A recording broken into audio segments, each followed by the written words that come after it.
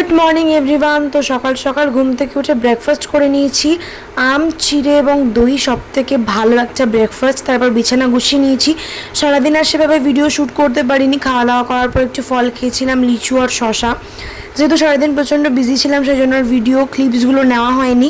তারপর বিকেলবেলা বেরিয়ে গেছি, শপিং করতে যাচ্ছিলাম। আমাদের এখানে ঠাকুরপুকুরে বাজার কলকাতার নতুন একটা আউটলেট ওপেন হয়েছে পুজোর সময়।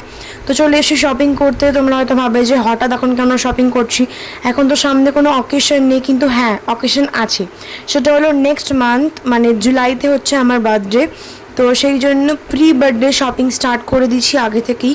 এবছর বার্থডেটা আমার একটু স্পেশাল, অবশ্যই বার্থডে স্পেশাল ব্লগ তো আসবেই। তোমরা ফেসবুক থেকে হলে ফলো করে দিও, আর ইউটিউব থেকে হলে সাবস্ক্রাইব করে দিও। বাইরে বেরিয়েছি আর খাওয়া দাওয়া হবে না সেটা তো হতেই পারে না। ফার্স্টে খেলাম লেমন সোডা, দেন খেলাম কাঁচা আমের পেস্ট্রি। কাঁচা আমের পেস্ট্রি রিভিউ কিন্তু অলরেডি আপলোডেড, দেখে নিতে পারো।